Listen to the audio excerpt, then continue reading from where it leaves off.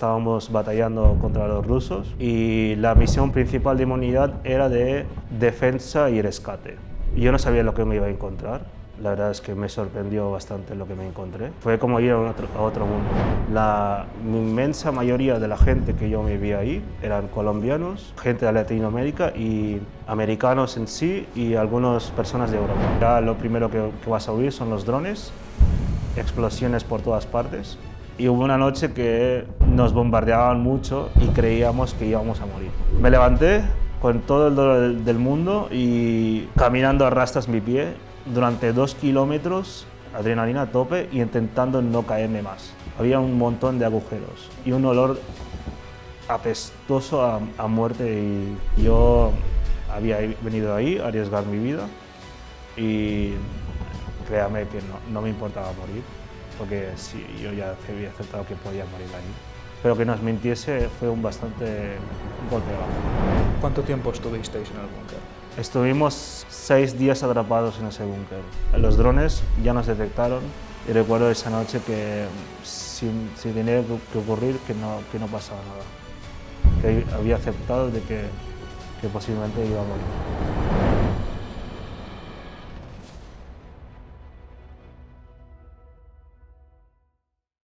Muy buenas y bienvenidos de nuevo a Liberal.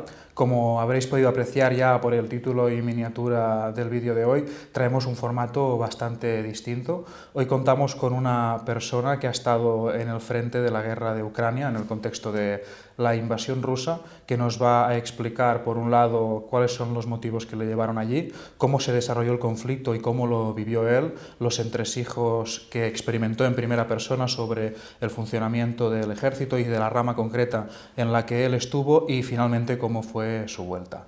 No me alargo más, sí que decir que para preservar su anonimato, más allá de cubrirle el rostro, no nos vamos a referir por supuesto a él por su nombre, tampoco vamos a usar un seudónimo, simplemente iremos conversando evitando esto. Entonces, muchas gracias por acompañarnos. Hola, muy buenas. La primera pregunta es, tú eres una persona, digamos, completamente normal, te crías en Barcelona, estudias, te especializas en una cosa concreta y desarrollas un trabajo que está bien remunerado para lo que son los estándares de nuestra sociedad y decides, pese a todo esto y a esta estabilidad que caracteriza tu vida, ir a un conflicto armado. ¿Cuáles son los motivos que llevan a una persona, repito, completamente normal a ir a la guerra? Bueno, el primer motivo creo que fue por los niños de Ucrania y el conflicto que se asestaba ahí. Y segundo era dinerario. Vi en un periódico digital en noviembre de 2023 que Ucrania estaba reclutando extranjeros con salarios de hasta 5.000 euros. Sobre todo me largué de España en febrero porque estaba harto de la miseria que asesta la juventud de aquí y me planteé muy seriamente en ir, incluso me operé los ojos para alistarme al ejército ucraniano. Fui ahí, viajé desde Budapest, desde Hungría hasta Lviv, y allí fui a un centro de reclutamiento donde ya me había hecho los papeles y me estaban haciendo los papeles, tardaron como 3 días. Y básicamente ahí es donde empecé yo digamos, mi ida a la guerra. Pero una de las cosas que yo quería saber, si tenía como así decirlo, si tenía el poder de ir, de poder de luchar y básicamente luchar por lo que es correcto.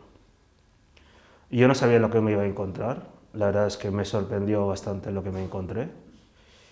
Y fue como ir a otro mundo. De acuerdo. Es decir, como bien dices, tú llegas allí, pasas una serie de procedimientos, un papeleo que dura 3 días y a partir de este momento, ¿cómo manejan el ejército? Es decir, por un lado, ¿en qué rama acabas del ejército? ¿De qué manera estás relacionado con el ejército ucraniano? ¿Y qué procedimientos tienes que seguir una vez allí para ingresar a lo que es el frente de batalla? Bueno, primero lo que hacen es que te hacen pasar un un examen médico y psicológico que es bastante de chiste, porque reclutan y pasan a todo el mundo. Y segundo de todo, te alistan, te hacen firmar un contrato de que entras en el ejército ucraniano.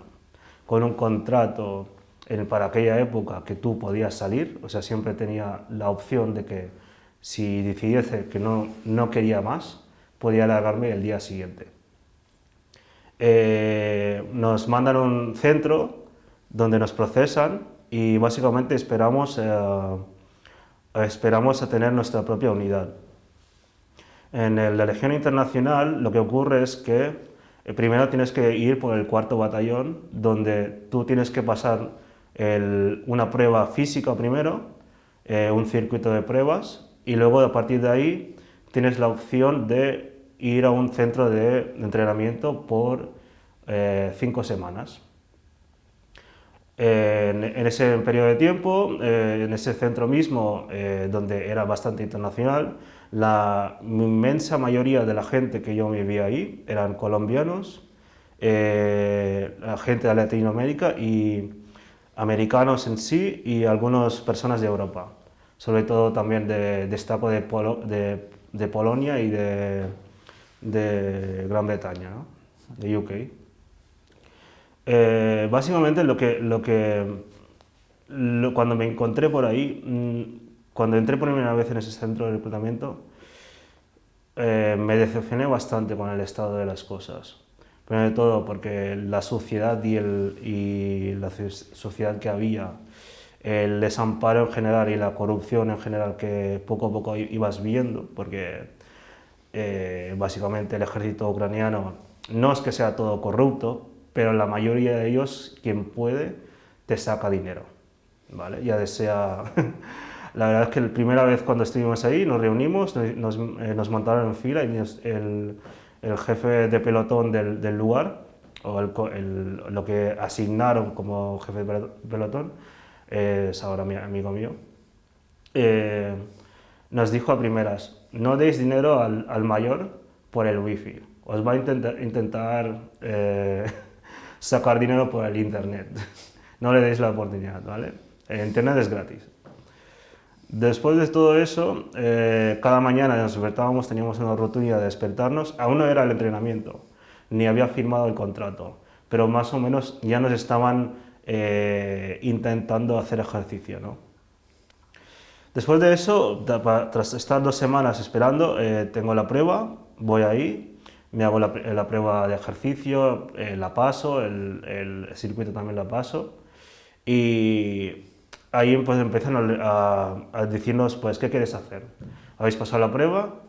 Puedes ir al 4.º batallón a entrenar 5 semanas o tienes el 1.º batallón, que básicamente te hacen ya un contrato y básicamente ellos, el 1.º batallón vino a reclutar gente, tanto ingleses o de habla inglesa o de habla española.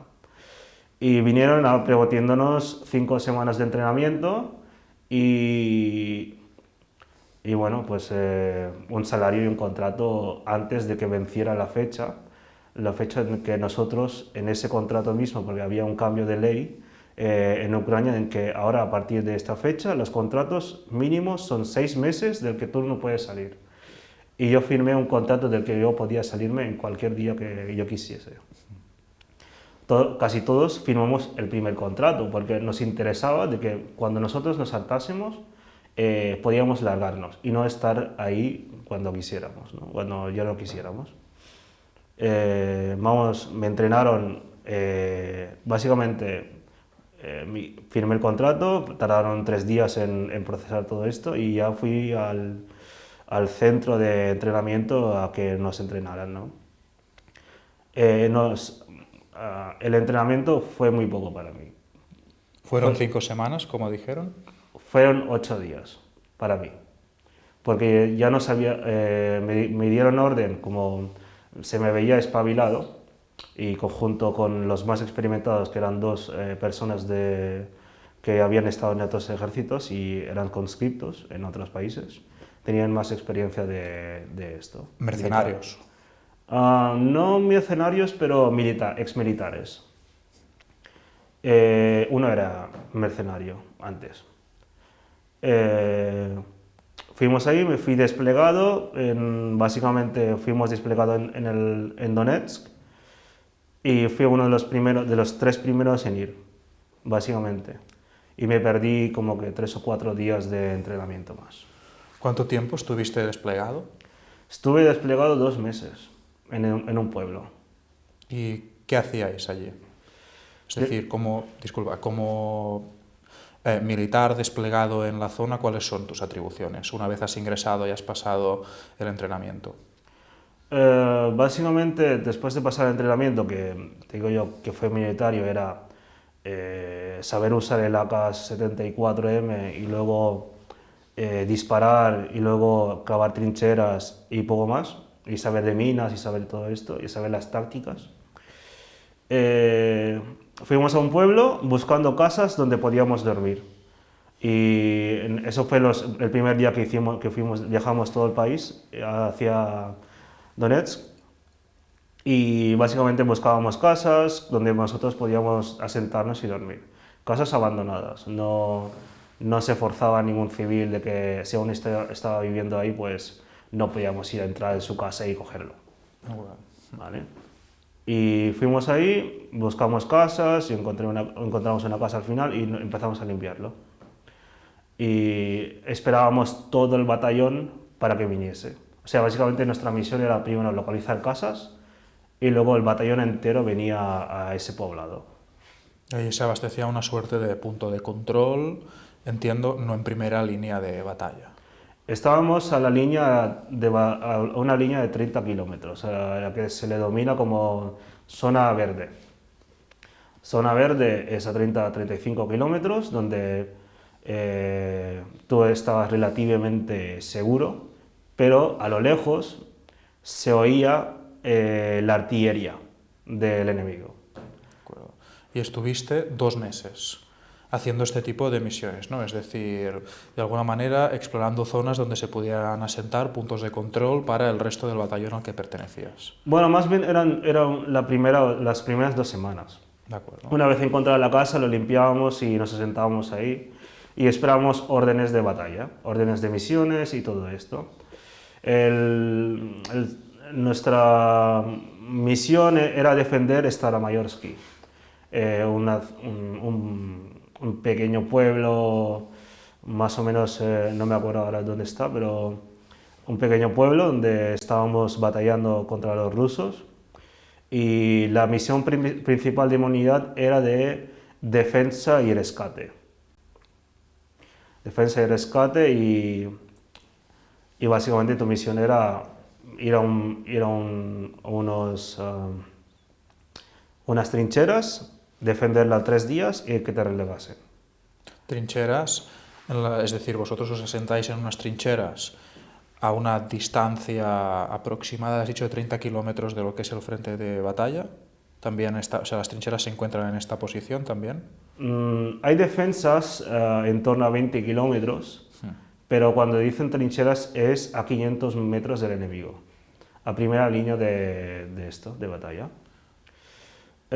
Mi misión era una de las últimas personas de mi unidad que fueron asignados a la misión, porque me enfermé y también tuve unas cosas, y fui uno de los últimos de que fui desplegado de la misión, ¿no? Y éramos 6 personas con una misión de ocupar 2 búnkeres y defenderla de cualquier ataque ruso durante 3 días seguidos.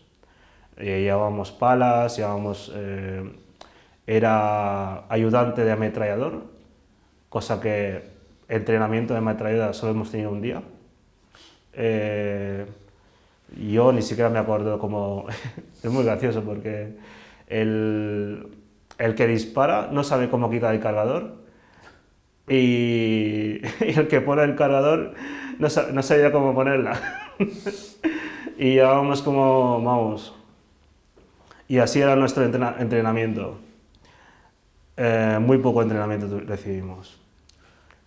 Es decir, recibís un entrenamiento, en tu caso dices 8 días, se os asigna esta misión de ir estableciendo puntos de control para el resto del batallón y en cualquier momento, mientras estáis desarrollando esta actividad, pueden llamaros, como dices que sucedió, a defender un punto concreto que sí está en primera línea, como dices, a 200 metros tranquilamente de lo que es el frente de batalla, y se os asignan 3 días, en este caso, en el que tenéis que defenderlo. Entiendo que la idea es que se van relevando personas que van defendiendo esta posición. Esa era nuestra misión y la verdad es que cuando fuimos al punto el Command Center, el HQ, nos añadieron más cosas que no teníamos que haber hecho. Bueno, nos iban añadiendo cosas. Llevar gasolina, llevar generador, llevar comida y básicamente pues en esa misma noche pues nos sorprendió que nos dijeron, mira, nos enseñaron un vídeo donde había árboles en esa línea donde teníamos que ocupar y básicamente tras ir ahí no había árboles, todo estaba quemado, todo estaba destruido y básicamente pues nos sentimos bastante mentidos. Os mentían deliberadamente para que no os negarais a ir al frente. Sí, y la verdad es que lo descubrí en ese mismo día, que podían mentirnos, cosa que no me lo esperaba para nada. No te la esperas, desde luego. Cuando vais al frente, cuando os mandan allí, bajo falsas premisas, ¿cómo apuntas? ¿Cómo lo vivís cuando os dais cuenta de esto? Bueno, te explico cómo a mí me fue. Íbamos en un Humvee, nos desplegaban a 2 kilómetros de línea de contacto y básicamente pues a partir de ahí, pues caminábamos o corríamos a la posición que teníamos que estar. Cuando fuimos ahí, ya lo primero que vas a oír son los drones, explosiones por todas partes. Eso nos desplegaron de noche, siempre se despliega de noche, para que los drones no te vean, ¿no? Nos desplegan, la primera hora, pues estuvimos escondiéndonos de los drones.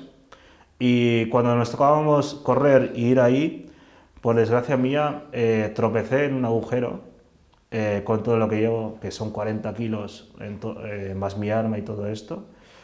Tropecé y me rompí el tobillo.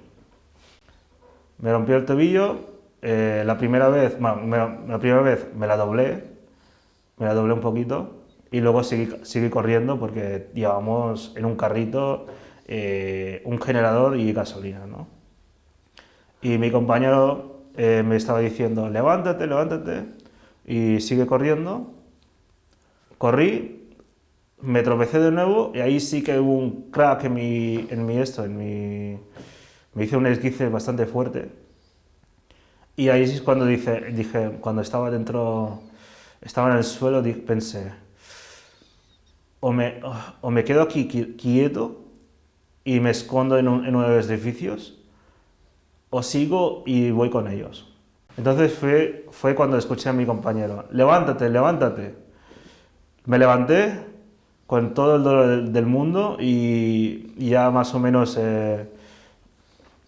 caminando a rastras mi pie durante 2 kilómetros con adrenalina a tope y intentando no caerme más.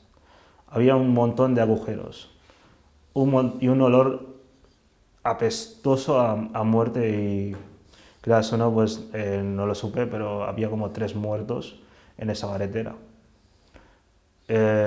Seguimos, tuvimos que saltar una trinchera entera que luego nos dijeron que había trampas con granada en esa trinchera, tuvimos que saltar y pudimos encontrar un búnker donde acompañábamos a los ucranianos.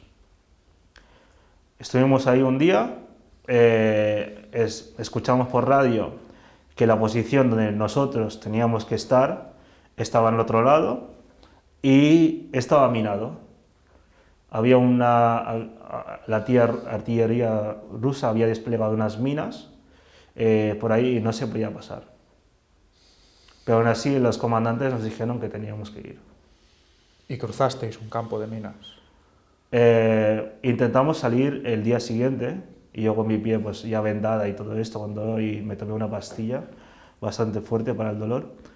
Intentamos salir y cada vez que salíamos los rusos bombardeaban la puerta del búnker. ¿Cuánto tiempo estuvisteis en el búnker? Estuvimos 6 días atrapados en ese búnker.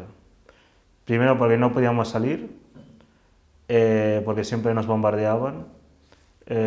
Segundo porque ya habíamos fallado nuestra misión de poder ir a la posición, porque lo intentamos el segundo día. Intentamos, corrimos y nos perdimos porque la orientación es nula. Casi nunca no podíamos orientarnos porque siempre nos salíamos de noche y no sabemos dónde teníamos que dirigirnos, ¿no? Al salir, salimos como 6 de nosotros, nos empezaron a los drones ya nos detectaron. Mi jefe de pelotón me dijo, agacharos, y tenía un dron encima mío, como muy poco, como 20 metros encima mío. Y estaba rezando a todo Dios de que no se suicidase conmigo. Que no hubiese tenido una granada o lo que sea, que no me alcanzase nada. Al cabo de 10 segundos oigo a mi jefe de pelotón, me dice, levantaros, sigamos corriendo. Corrimos y nos empezaron a bombardear. 10 metros 10 metros de explosión, 10 metros de explosión, y a mi jefe de pelotón, a 2 metros de él, le alcanza uno, y por suerte él estaba agachado y no tuvo ninguna herida. Estuvo con CUSO, Sí. y gritó a todo Dios de que nos volviésemos al búnker. Corrimos, vimos el primer agujero que vimos, y resultó que era el búnker donde procedíamos.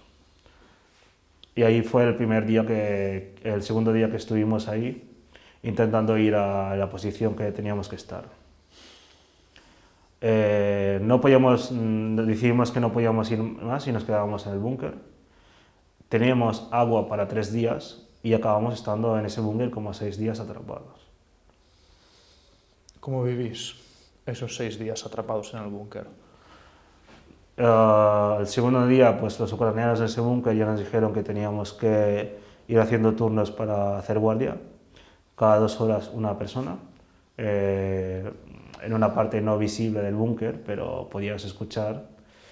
Y básicamente, lo que vives dentro del búnker es dormir todo el rato, escuchar explosiones y básicamente oír las mentiras del comandante.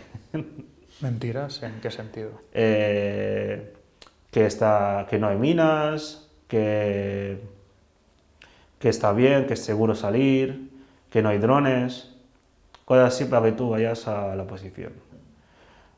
No les culpo que ellos quieran que nosotros salgamos, porque al final ellos tienen que dirigir un ejército y nosotros tenemos que seguir órdenes, pero claro, siempre nosotros teníamos la opción de ignorarlas. Y siempre que dijimos que no vamos a hacerlo, decíamos que íbamos a ir, nos bombardeaban, decimos que no podíamos ir. Y así, básicamente, hasta el día que dijimos, mira, llevamos 4 días aquí, pedimos evacuación, ¿no? Y la misión ha fracasado, no podemos completar, no hemos podido ir ahí, y básicamente los rusos, en los 4 días que estuvimos ahí, fueron bombardeando el búnker constantemente. Cada 2 minutos una andanada caía, un obús caía del techo donde yo dormía plácidamente. y hubo una noche que nos bombardeaban mucho y creíamos que íbamos a morir. ¿Creíais que el búnker iba a ceder? Creíamos que el búnker iba a ceder. En ese momento, 2 de mis compañeros habían acompañado en el 4.º día unos limpiadores de minas. Una unidad de 4 ucranianos había venido a nuestro búnker, dijeron, vamos a limpiar las minas que están por esa posición que teníais que tomar y necesitamos 2 personas de vigía. 2 de mis amigos fueron a acompañarlos y se ve que trabajaron media hora y se largaron de ahí. Se largaron de ahí y dejaron a mis 2 colegas colgados y tuvieron que esconderse en una trinchera rara por un día y pudieron salir ellos. ¿Tuvieron que esconderse porque les volvieron a bombardear o había...? Había drones por todas partes.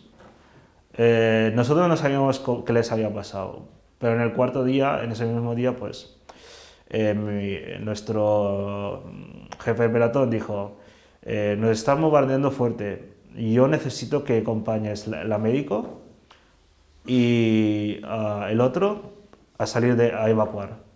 Y ahí es cuando sí que estuve aterrado de la responsabilidad de tener dos vidas en mis manos. Porque primero, tenía 8 días de entrenamiento. Segundo, no tenía ni idea dónde coño estábamos. Y tercero, estaba todo oscuro y tenía una pierna que no me iba bien. Siempre todos estos intentos de evacuar la zona se dan de noche. Eran de noche, Una porque era lo noche, más seguro. una noche, por supuesto, en medio de la nada, podemos imaginarnos oscuridad total. No hay ningún tipo de luz artificial ni nada parecido. Bueno, tienes las explosiones, Ya. tienes los árboles que se están quemando. Yo recuerdo aquella noche de evacuación, fue un sábado a las 11. Bueno, yo creo que era viernes, no me acuerdo muy bien, pero era viernes a las 11. Y yo preocupado de que si me tropiezo otra vez y me rompo el pie, yo tendría que arrastrarme de ahí. Y recuerdo perfectamente que tras 5 minutos intentando orientarnos y sabiendo ya cómo irnos, una de mis compañeros tropezó en una trampa y por suerte no explotó la granada. Tuvo mucha suerte. Cuando evacuamos, tuvimos que descansar en un pequeño sótano donde mi jefe de pelotón recibió, previo a entrar, recibió una metralla de una pieza una metralla. Y él estaba desorientado, estaba intentando entrar en una casa y estaba diciendo, ¿dónde vas? ¿Dónde vas? Entra aquí en el búnker y tras el último momento, pues al bajar, cayó un proyectil en la puerta y casi nos lo contábamos, ¿no? Sobrevivió por eso. Sobrevivió. Yo estaba ya preocupado porque, claro, yo con mi pierna rota, él con su herida y a lo mejor yo con una ametralladora que no quería llevármela, dije, si tengo que cargar el jefe de pelotón, prefiero dejar todo mi equipamiento y irnos. ¿Cómo acabáis evacuando la zona? ¿Cómo huís ahí? Al final, los ucranianos que habían ahí, que nos estaban guiando, sacaron a mi jefe de pelotón. Yo fui uno de los últimos porque yo iba muy lento. Iban casi andando y eran 2 kilómetros más al punto de evacuación. Al final me acabé siendo solo por de 15 minutos viendo las estrellas. Y recuerdo esa noche que si tenía que ocurrir, que no pasaba nada. Que había aceptado de que posiblemente iba a morir. Pero por suerte, tras esos 15 minutos y viendo que estaba solo, volví a escuchar a mis compañeros gritando mi nombre y pudimos escondernos en unas trincheras de la segunda línea y a esperar el blindado que nos recogió. Has hablado de que el mando os mintió en reiteradas ocasiones, de que solo llegar ya te avisan sobre posibles estafas que puedes enfrentarte por parte de tus mismos superiores. Limitado, por supuesto, a lo que tú has vivido, ¿dirías que la corrupción era una constante en las líneas del ejército, como mínimo de donde tú estabas? Bueno, no era corrupción aparte, porque al final la corrupción vendría en que el que tiene la posesión del dinero, del equipamiento que había. Pero mentirnos constantemente sin decirnos los datos precisos para que nosotros fuéramos ahí sí que lo veía como un poco que no me esperaba de que me engañasen tanto. Yo había venido ahí a arriesgar mi vida y créame que no me importaba morir, porque sí, yo ya había aceptado que podía morir ahí. Pero que nos mintiese fue un bastante golpe bajo. Eso no me rompió la moral de que podía hacer otra misión. Yo sé que ellos mienten, pero yo tengo un trabajo que hacer, que es defender la línea, defender, cavar. Pero al final me desilusioné mucho por el comandante que tuvimos, que era bastante... no era muy inteligente nuestro comandante.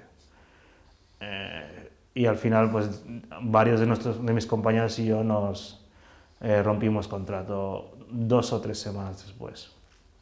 ¿Y cómo volver? En tu caso, por ejemplo, ¿cómo consigues volver aquí? Porque tú mismo has dicho que en principio podías hacerlo, ¿no? En base a lo que tú habías firmado, no había ninguna cláusula de permanencia y demás. Pero claro, a diario, desde Occidente, vemos vídeos, ¿no?, de ciudadanos ucranianos que son absorbidos en medio de la ciudad, llevados al frente y demás, por lo que uno podría plantearse que, pese a lo que ponga o lo que estipule el contrato, pues pueden hacer caso omiso. ¿Tú te encontraste algún problema en el momento de decir vuelvo a casa? Por mi particular, que tengo la nacionalidad española, no me encontré ningún problema.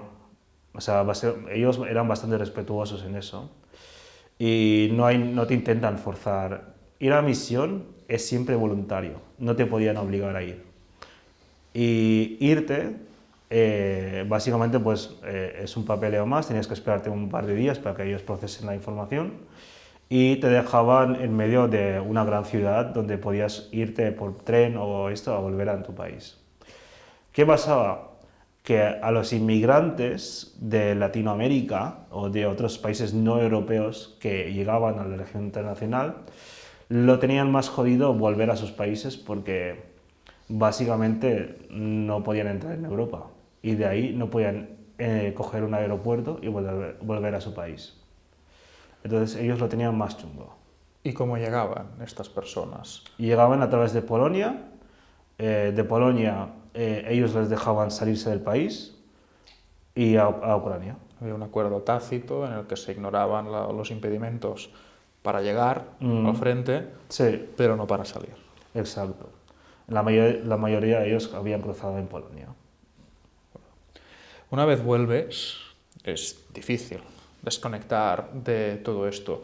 ¿Tú sigues en contacto con personas con las que compartiste trinchera? Cuando volví aquí en agosto, no, en julio, perdón, yo solo estaba aquí pensando que volvería a Ucrania. Dije, solo estoy aquí una semana, 2 semanas, quería descansar un poco y volver a Ucrania, a alistarme en otra unidad, que podías hacerlo, que no fuera la Legión Internacional. Al final me quedé, porque temía que si volvía, pues tenía una pierna rota, pues, que aún así no estaba bien para volver a ir, y hice una recuperación aquí. Yo a la semana de irme, uno de mis amigos murió por un dron suicida. Acabó diciendo y acabó hiriendo a uno de mis amigos también, a 2 de mis amigos. Uno acabó muy mal en el hospital, el otro murió y la última palabra que se escuchó de él fue que ya no tenía brazo y se estaba muriendo. Y era un chico bastante joven de 22 años o 23 años. ¿Cuál era la media de edad? La mediana de edad, 30 o 40. Hay gente joven también, pero de 20 a 30. Entre ucranianos, mayores de 40. En el búnker había gente de 25 a 28. ¿Y han fallecido más de los compañeros con los que estuviste? Mi jefe de pelotón murió en circunstancias que no lo sabemos. Probablemente murió en alguna misión mala que le dieron. Yo intenté buscar información, pero no obtuve ninguna. A las personas que se alistan a la Legión Internacional, esto lo hemos hablado con anterioridad, se les prometían indemnizaciones económicas para las familias o las personas que ellos estipularan en caso de fallecer. ¿Esto es algo que tú tengas constancia de si se está cumpliendo o no? La verdad es que el rumor de que te iban a pagar o no Mm, nunca se supo, porque al final nadie sabe realmente si se va a pagar esos 100.000 euros que prometían por fallecido, porque al final... 100.000 es una promesa de $100.000 hacia el beneficiario que estipule la persona si ésta fallece en el frente. Exacto. Pero en ningún momento supe ni supimos que eso era real o no. Se decía, estaba en el contrato, pero que Ucrania cumpliese, eso ya podría pasar años. No te decían mueres y luego te transfieren 100.000 euros a la cuenta de tus familiares. No lo sé. No lo sé si iban a cumplir esa promesa. Cuando vuelves aquí no es fácil cambiar. Al final estuviste varios meses en el frente, menos tiempo en primera línea, pero claro, la vida cambia muchísimo. ¿Cómo vives el volver a una rutina de civil habiendo vivido lo que tú has vivido? Cuando volví aquí, no veis la suerte que tenéis de que no estéis sufriendo lo que están sufriendo ahí. Era un espectro irreal de seguridad de que en cualquier momento esto podría derruirse, de que pudiese venir un ataque o lo que sea. Y es una falsa sensación de seguridad que muchas personas normales pues lo viven, ¿no? Día a día, y no tienen en cuenta de que viven una vida tranquila, ¿no? Y no ven los peligros que hay. Y la verdad es que es lo primero que me chocó, la sensación de seguridad que se vive aquí y la comparación de lo que están viviendo en el otro sitio. Yo es que no lo podía, era un conflicto en mi cerebro. Y más adelante, más allá de esto, ¿has experimentado dificultades para volver a adaptarte a este ritmo de vida? Sí, tenía mucho post-trauma. A los primeros días no conciliaba el sueño otras 2 horas y con mucho esfuerzo pues lo tengo bastante mitigado y he vuelto a la rutina. Empecé a buscar trabajo, encontré un trabajo que pagaba muy bien y que me pudiese volver a la rutina y que me mantuviese la mente ocupada y no pensase en los horrores que pasé.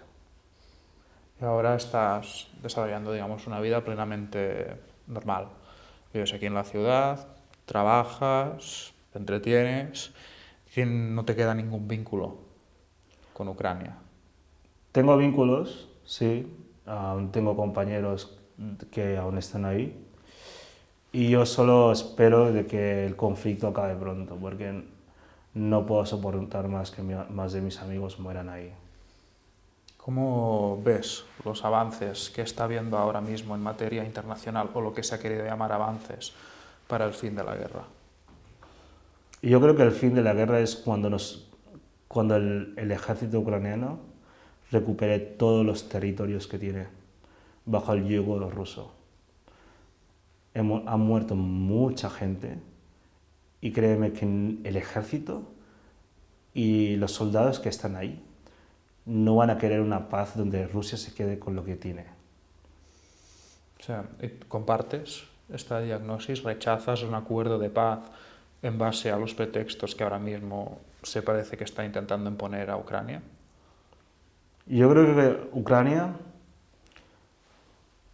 tendría que tener una victoria tan abismal que mande a Putin que le dé un ataque al corazón a Putin.